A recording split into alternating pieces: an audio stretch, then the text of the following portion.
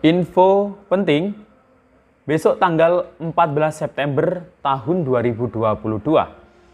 Nah, informasi ini sangat penting untuk diketahui oleh para keluarga penerima manfaat, bantuan PKH, bantuan BPNT maupun bantuan PBI, dan penerima bantuan BLT BBM.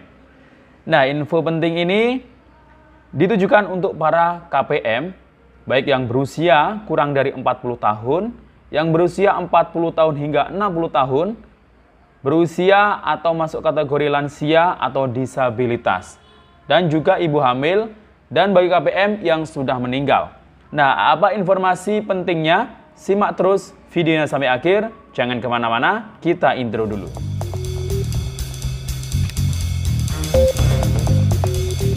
Assalamualaikum warahmatullahi wabarakatuh. Salam sejahtera, shalom, Om Swastiastu, Namo Buddhaya, salam kebajikan. Sobat YouTube, kembali lagi di channel saya, Sukron Channel.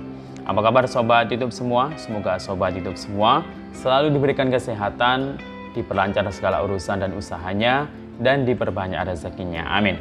Sobat YouTube, pada video kali ini saya akan memberikan informasi penting mulai besok tanggal 14 September tahun 2022. Nah, kemarin baru saja ada surat yang turun dari Kementerian Sosial Republik Indonesia. Nah, surat ini terkait apa ya? Nah, ini perlu diketahui dan ini infonya sangat penting. Ini berlaku untuk para KPM, PKH, KPM BPNT, dan juga KPM PBI, dan juga KPM penerima BLT BBM yang berusia di bawah 40 tahun, berusia 40 hingga 60 tahun, dan yang masuk kategori lansia 60 tahun lebih maupun disabilitas. Nah, ini kira-kira ada apa ya dengan turunnya surat terbaru dari Kementerian Sosial terkait info penting juga mulai besok tanggal 14 September tahun 2022. Nah, maka dari itu simak terus videonya sampai akhir. Dan sebelum kita lanjut, silahkan yang baru bergabung di subscribe dulu channel ini dan ditekan tombol loncengnya agar Sobat YouTube semua mendapatkan pemberitahuan video terbaru dari Sukron Channel. Dan jangan lupa di-share di berbagai media sosial dan di-like apabila Sobat YouTube suka dengan video ini. Oke Sobat YouTube, kita lanjutkan pembahasannya.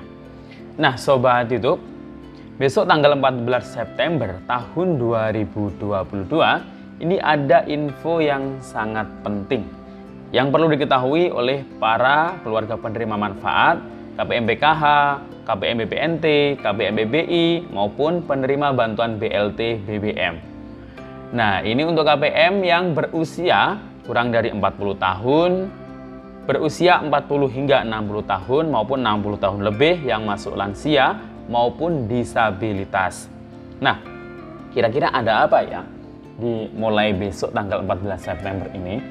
Nah, kemarin baru saja ada surat yang turun dari Kementerian Sosial Republik Indonesia tertanggal 12 September tahun 2022. Nah, ini ditujukan kepada Kepala Dinas Sosial Provinsi dan Kabupaten Kota se-Indonesia.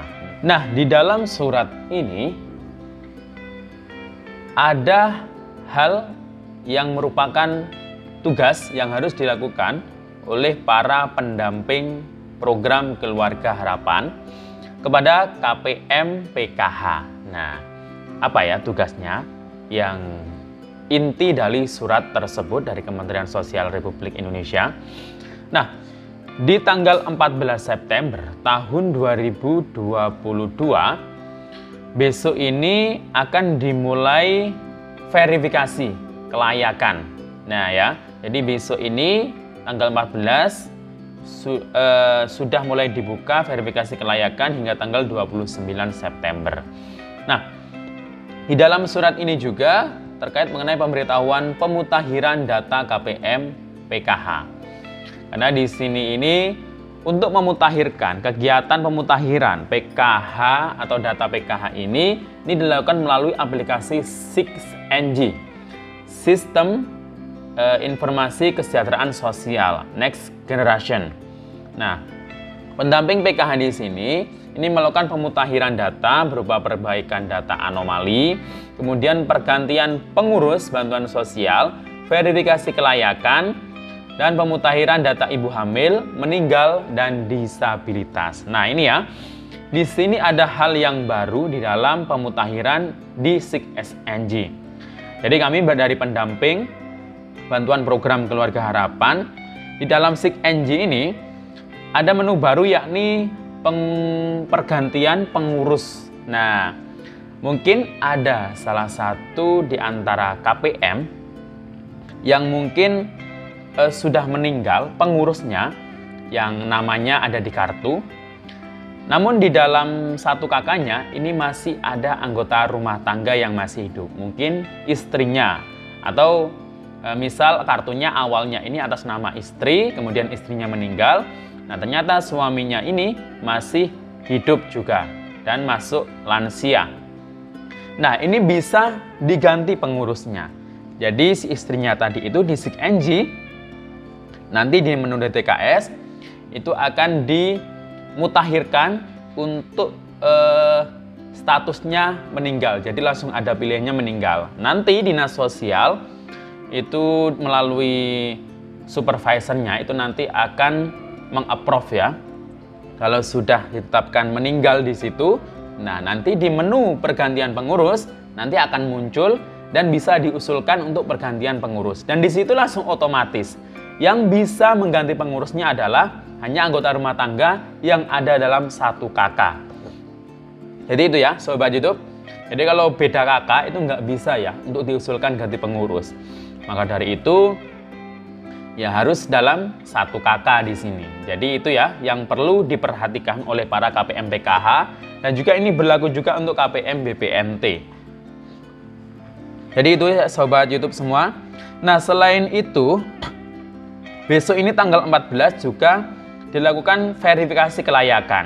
Jadi KPM PKH, KPM BPNT, KPM BBI, kemudian yang mendapatkan BLT BBM, nah ini mulai besok ini sudah mulai bisa diverifikasi apakah dia itu masih layak atau tidak mendapatkan bantuan untuk bulan depan dan seterusnya. Nah, jika diverifikasinya ditidaklayakkan, maka otomatis bantuan di bulan depan hingga seterusnya itu tidak akan bisa cair bantuannya. Jadi itu ya. Kemudian ada pemutakhiran ibu hamil. Nah, ini di SIG-NG sudah ada ya menu pemutakhiran ibu hamil. Silakan bagi KPM PKH yang merupakan pengurus ya, bukan anggota rumah tangga. Jadi, jika ada pengurusnya yang namanya ada di kartu, ini jika statusnya sekarang hamil, silakan langsung laporkan ke pendamping PKH agar di SIG-NG ini dimutakhirkan statusnya hamil. Dan bantuan di tahap berikutnya itu bisa bertambah Rp750.000. Kemudian di sini ada yang meninggal tadi sudah ya, dan disabilitas ini juga ada di situ. Jika memang KPM tersebut ada yang disabilitas, jadi di situ bisa diverifikasi, bisa dimutakhirkan statusnya menjadi disabilitas. Tinggal klik saja di situ. Dan yang mengerjakan ini adalah para pendamping PKH, jadi bukan KPM ya. Jadi KPM hanya melaporkan saja kepada pendamping PKH-nya. Kalau yang hamil tadi, ya disertai dengan seperti buku KIA dari Posyandu atau Puskesmas. Oke, Sobat YouTube, jadi paham ya di sini. Dan selanjutnya, inti dari surat tersebut juga bahwasanya KPM PKH yang punya anggota keluarga yang sekolah, nah ini harap dipastikan anaknya ini yang sekolah ini terdaftar aktif pada Fasdik di data Dapodik, data pokok pendidikan atau data EMIS ya. EMIS dan Dapodik ini sama. EMIS ini biasanya ada di madrasah ya. Nah itu ya. Kemudian yang punya anak balita ini juga harus tetap mengakses layanan fasilitas kesehatan seperti Posyandu, kemudian atau Puskesmas. Jadi itu ya Sobat YouTube semuanya terkait mengenai info penting besok tanggal 14 ini ada dimulainya verifikasi kelayakan dan juga terkait mengenai surat yang baru saja kita bahas di sini terkait mengenai pemutakhiran data KPM, baik yang meninggal, mungkin ada yang ganti pengurus, kalau ada anggota rumah tangganya dalam satu kakak, kemudian yang hamil itu dan memastikan anaknya yang sekolah masuk terdaftar di Fasdik dan Dapodik. Jadi terdaftar aktif di situ ya.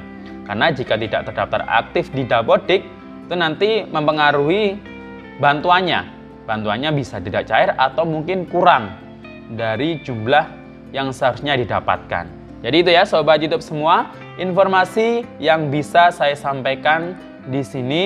Semoga bermanfaat. Sampai jumpa di video selanjutnya. Wassalamualaikum warahmatullahi wabarakatuh.